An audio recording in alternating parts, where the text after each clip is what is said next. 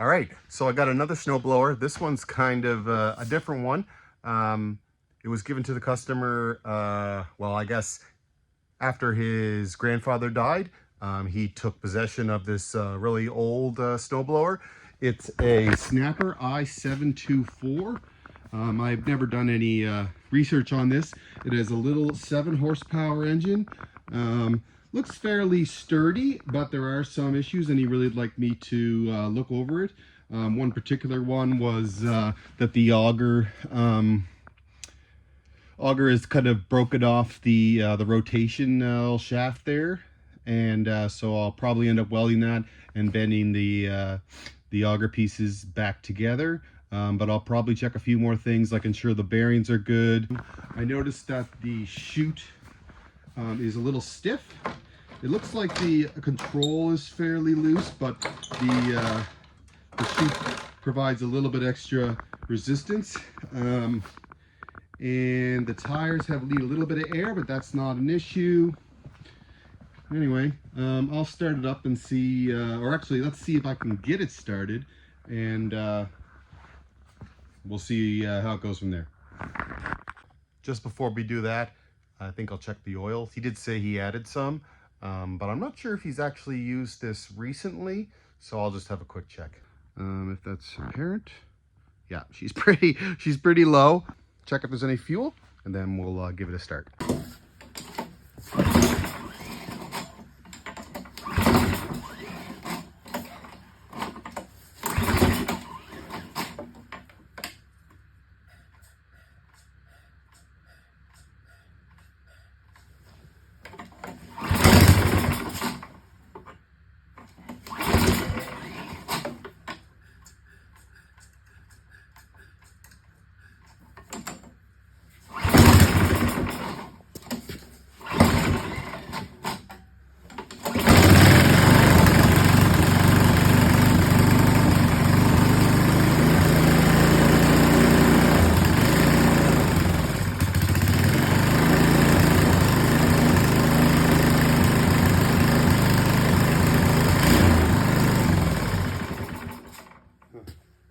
I think the carb's going to need a little cleanup. Doesn't seem to want to run unless the choke's on. I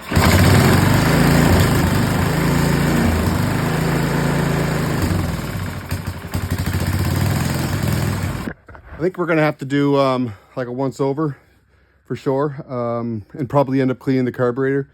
Doesn't seem to have good flow. Maybe the bowl's a little stuck or something. Anyway, let's get into it. So the carb's under here. As we can see, the choke comes down to the top. So there's a couple bolts and or screws to get off. These two here. There's one on the top and there's one on the side. So the items I've discovered so far are the chute is very stiff to rotate.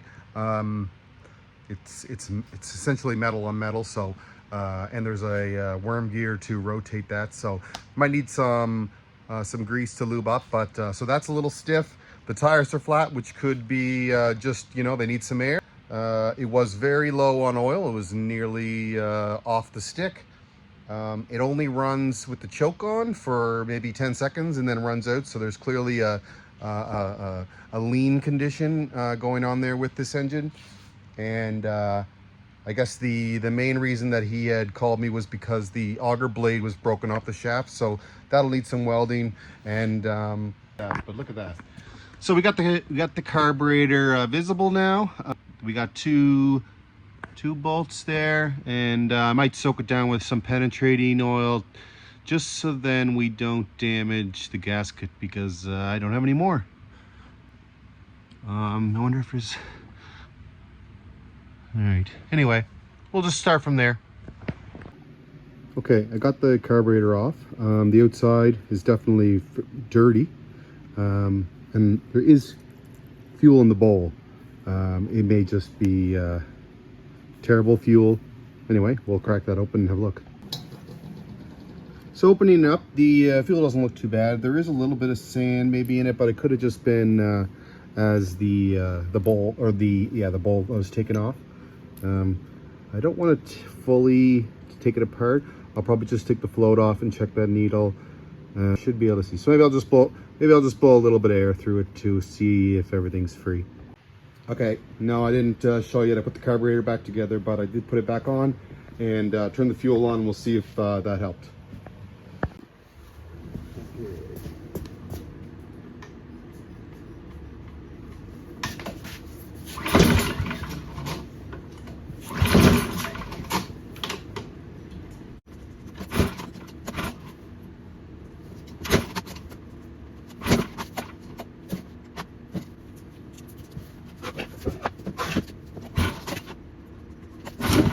All right, I'll get back to you once I figure that out.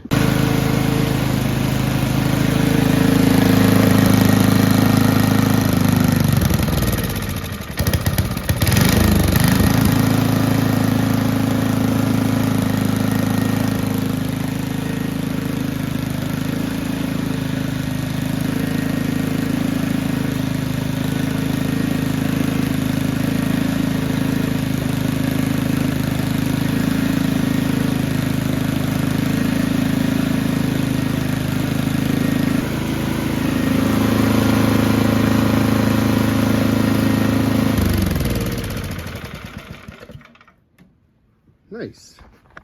So, probably a combination of, you know, a dirty fuel in the carburetor, maybe in the line, and it definitely takes a little bit to warm up, but I found that it still wouldn't completely go off choke, which means it probably was a little lean.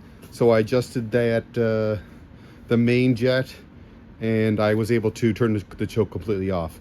So that's great. And I also pulled the stop key, the safety key, and that stopped it. So that's nice to know that that works as well. We can just take the cover off, have a look at those belts. We'll take the chute off so then I can grease that around and grease the worm gear right here. And then we'll take a look at that banged up auger. Put some air in both tires, and the tires look quite new. I probably should check the date, but they must have been replaced. There's no leaks. I sprayed this side, the right side, with soapy water, and I don't see any bubbles developing. Maybe there. Oh, maybe a little crack on the sidewall there. Yeah. I sprayed a little bit of lubricant on the worm gear, and it seems to be okay rotating one way clockwise, but on the way back it doesn't bite enough. So I grease the surface of that the chute rotates on, because it's really just metal on metal or plastic or something like that. Probably a little bit of metal on the bottom, so very corroded and not very lubricated. So I did that, and I still have some lube in the worm gear. And now clockwise is good, and counterclockwise is good. Beautiful. A little squeaky, but that's okay. All right, I think it's going to be easier to fix the auger when it's separate, and I also need to check the belts anyway. So I'll check the belts, and in that process I'll probably take the auger belt off, and then I can separate the two halves of the machine. All right, so you'll be able to take that plate off there for the belts. It was a little bit more convenient when the chute was off, so I just took that off now that I am familiar with that process. What I can see in here is a lot of burnt up belt. And these belts look fairly old. I probably is going to recommend replacing both those. But we'll separate the units and then do another evaluation then. There's quite a bit of old belt bits there and inside. The friction wheel is rounded, but it's not terrible. All right, I think that's all that I'm going to do tonight. It is it's been 2 hours now, so I still have it apart. We got the belts out. We need to clean the inside of that belt pulley system, and down in the drivetrain there's just a lot of debris and oil. I'm going to get some new belts because they're both pretty tired out. They both were fairly loose, and then we'll get to the auger. So still a little bit more work to do, but it's looking good. So I finished with the power head side of the snowblower at this time. I still haven't got the new belts that it requires, which is going to be both of them. So we're going to move on to the auger now. My plan is to, this is basically where the bend has been, so I'm going to heat it up with some MAP gas, and once it gets hot enough, then I'll just bend it back and get it as close to the shaft as I can for welding. So my plan is to weld the metal of the blade back to the weld itself. Once I'll just use a clamp or something to make sure that it's in place, and I'm sure that'll be fine. It's not the easiest place to weld, but I did get it on. I banged it a few times with a hammer. It seems pretty sturdy. I'll wait for that to cool down and maybe paint it tomorrow. And then once I get the belts, we should be able to put the two halves together. Okay, so I have the two belts. This one's a little different, and I'm not sure. You may be able to put the belts in down here through the slot when it's connected, so I might try to do that first. So I'll put the two bottom bolts on so that I can just leave it pivoted open like a clamshell and see if that works. It might be just a little too tight to do that, so I'll pull the auger back out and put the belts on, just kind of hang on to them. Hopefully I can do it that way. All right, so the belts that I bought, both too small. You know, I measured with you know, a string to find the size, and went with that, and then I couldn't get the size that I actually measured at Canadian Tire, so I just got the one that was closest. But that's fine, I can return them. Unfortunately, I can't find the serial number of this one, and maybe I just don't know where it is, to be sure of the parts diagram from the Snapper website.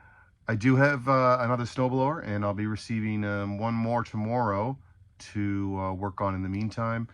I was only going to be doing an oil change and getting a tire back on the rim of this 24-inch Electric Star Craftsman, but she won't run without the choke on, so probably need to do a little cleanup of the fuel system.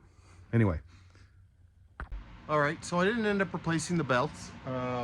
Everything seems to move pretty good.